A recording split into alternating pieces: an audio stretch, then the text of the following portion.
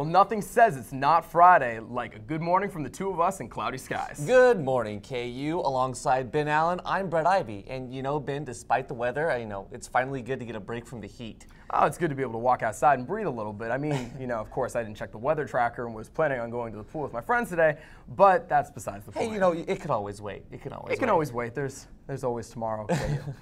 Well, to break into some local news, Lawrence has been named the 9th smartest city in the nation. This is based off a recent ranking from brain training website and neuroscience company Luminosity.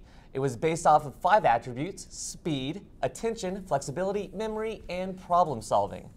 That's 5 things that you're always going to be seeing in the classroom, hopefully, right? Yeah, I mean, especially in Lawrence, it's really nice to have, at least to have this ranking because, we finally know that we're smarter than those kids at Columbia and in Manhattan. That's of course. A good thing to hear. But it's always a little sad looking up and seeing Ann Arbor, Michigan is ahead of us. Oh, that's okay though. That's fine. We can take that because we know we're still better than our Big 12 opponents. I'm pretty sure though, if they had put sleeping as one of the categories, we'd definitely be number 1. Oh, there's no doubt about it. We'd pull that first spot like there was nothing. No issues. It's also really cool about this ranking is that as pseudo Lawrence residents that we can know that we're all very intelligent people, and that really helps with our pride factor. It's boosting my confidence as we speak right now. Yeah, definitely, for sure. Now, one thing that does make some people smarter is going to the library from time to time. Well, if you haven't gotten a chance to open up a Kansan this morning, Will Kenny wrote a just absolutely hilarious piece on basically etiquette in the library and what you should and should not be doing.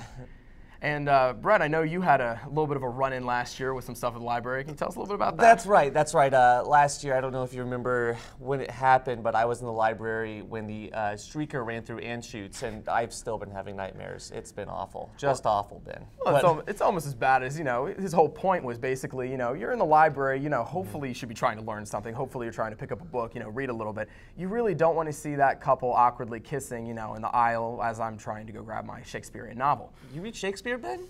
Yeah, I do. It's great. It's great stuff. Yeah, it's great. Okay. Anyway, so that's great. And one thing about libraries, I've been going in there a lot as well, just to try to get some studying done. And you're right. It always is kind of distracting just to see that couple right on the verge of doing something really weird in the library. And that's the beauty of libraries, right?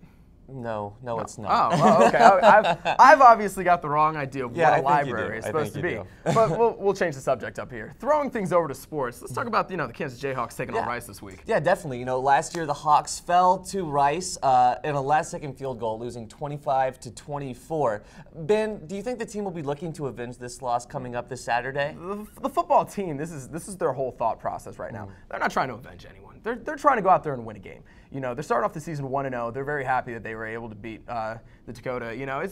It's something that you always are trying to move forward with and keep getting wins, and it was good to get a win under the belt. But this team here, it's a lot different from last year. They're not trying to avenge anyone. They're just trying to win the game. That's very true. That's very true. And you mentioned last week's win against South Dakota, 31-14, a solid performance out of Jake Heaps. Yeah, I think he's shown something that we didn't see a lot from last year. And that's his accuracy. That was something that we really struggled to see with Cummings and Chris last year. And of course, we talked about it last week, but it was good to finally see a wide receiver catch a pass this week for a touchdown. That was great. Yeah, Heaps 10 for 20, 110 yards, and of course that touchdown pass to McKay, breaking a long streak. It's been since October of 2011 since a KU quarterback has thrown a touchdown pass to a wide receiver. What do you think it's like for Heaps and the rest of the team to finally get that, kind of off their shoulders? Well, it's kind of like getting that first win out of the way. Right. You know that you finally have a little bit of confidence going forward and saying, hey, we don't have to put all of our trust just in Sims and Pearson running the ball.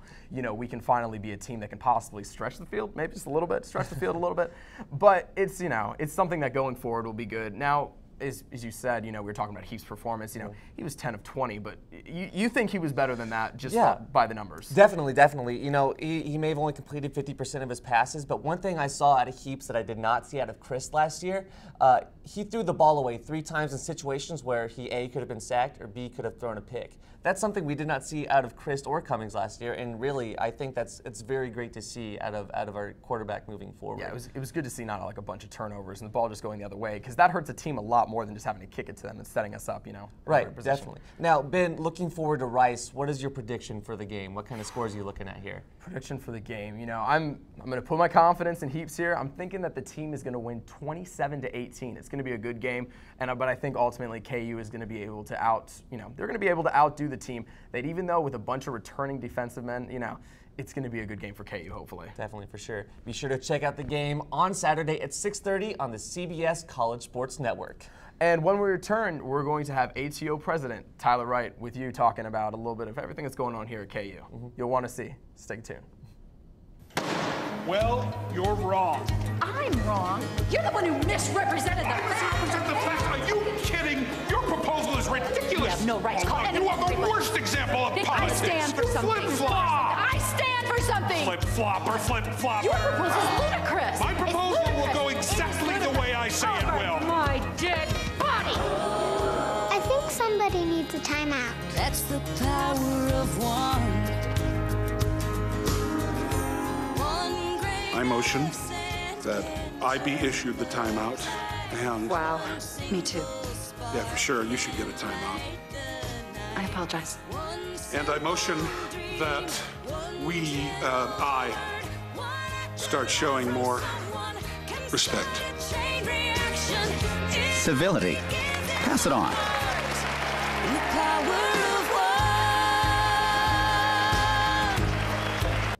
Hi, and welcome back to Good Morning KU. Alongside me now is Tyler Wright, president of ATO. And Tyler, how you doing this morning? Good. How are you, Brett? I'm not too bad, man. I'm not too bad. Thanks for asking. So first off, let's go and talk about Alpha Tau Omega a little bit. How did you get involved in ATO? How did that really get started here at KU? Right. Well, when I came in my freshman year, I didn't really know a lot of people, and I wanted to get more involved. And there really wasn't something that I saw myself being in. I reached out to 4 of my best friends at K-State who are in ATOs, and traditionally they're a powerhouse in the ATO world. And they told me about all the great things they were doing. And I was like, hey, why don't I bring that here? Called Nationals, and they're like, that's funny. We started last week. Why don't you get involved? So jumped right in at 18, and now we're at 80 strong. That's very cool. That's very cool. Now, and you're the president. What made you want to become, the leader of this organization? What made you want to take a leadership role? Right. Well, because we are so new, we don't really have a lot of established traditions or anything like that. And I really wanted to come in, make a strong foundation for continued success, and really leave my mark on the fraternity, and thought that this was a good way to do it. That's awesome. That's awesome. And now you guys, here coming up pretty quick, have an event. What is that event, and what's it called, and all the good things about it? Right. On Sunday, the 22nd of September, we'll be getting together at Robinson Field for an event that we call Gladiator Games. It's a philanthropy event. This is our 2nd annual one. What we do is basically, if you're a big fan of American Gladiators, the old TV show, we have modeled it after that. We bring in a bunch of inflatables, have some companies come in from Lawrence, and really try to put on a fun event where people compete against each other to claim the Ultimate Gladiator prize, and to raise money for a great cause in Children's Miracle Network. That's great. That's great. And you mentioned the Ultimate Gladiator prize. What is that Ultimate Gladiator prize, Tyler? Right. If you actually bring the most people to participate, you get your name engraved on a gladiator helmet that we have that says ATO on the side. It's kind of a traveling trophy, kind of like the Stanley Cup, which we think is really cool and unique.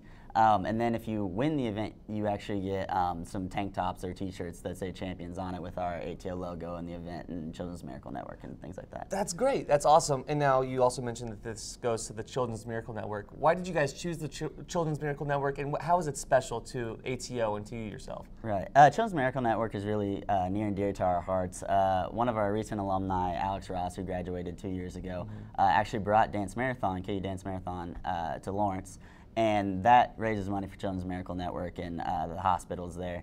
And so we thought that this would be great to honor him and keep his legacy going by donating our philanthropy event to them. So that's awesome. And now, how can people sign up for this event?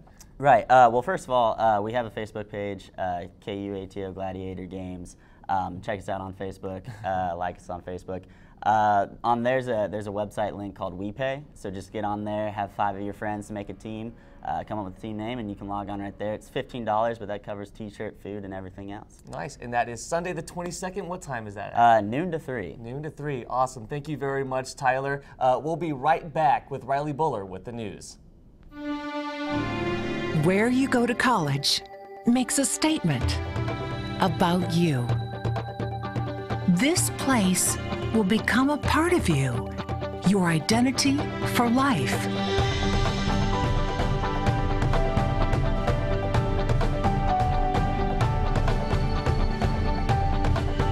The University of Kansas, a great place to be you.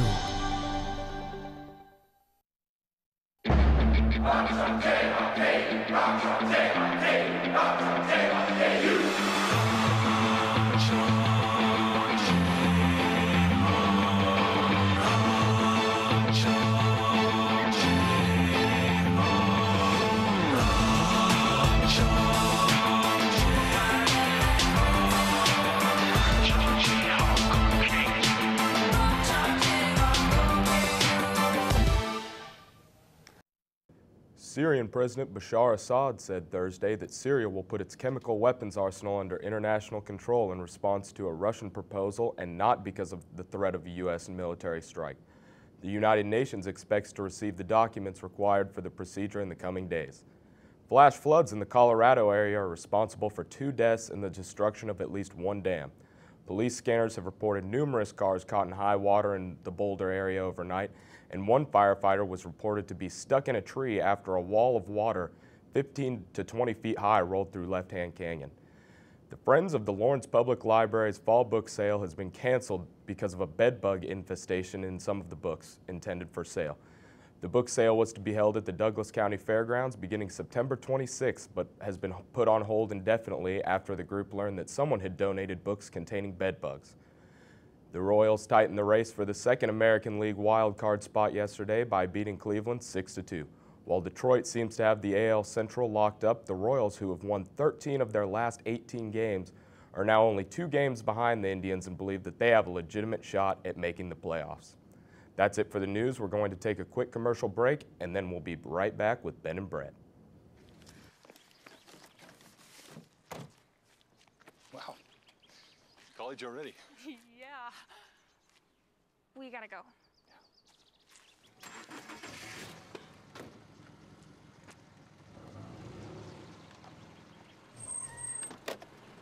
For all those times you stood by me. For all those And remember that. Seatbelt. Drive safe. Call when I get there. I love you.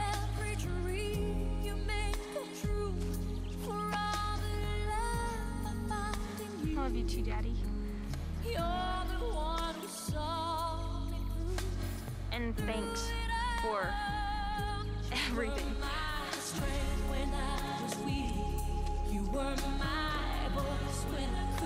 Gratitude. Pass it on. A message from the Foundation for a Better Life. Well, welcome back to Good Morning KU. We're going to get you out on one final thought, or should I say subtweet, of the last 2 days, just to get you out there and make sure you enjoy your game and your day, for that matter. And it comes from head coach Charlie Weiss. Charlie said, "I love when people write in-depth articles about you and your life, but never interview you. How can writers who do this expect credibility?" It's something that we can all cherish and think of today as a high school girl, and hopefully make our day just a little bit better. Yep, definitely, for sure. And, that's definitely going to give me a smile throughout my day. Knowing that Charlie Weiss is just like me and likes to subtweet people whenever he's feeling bored. I think that's all for today. Well, hopefully you'll be back with us next week. Good to see you guys.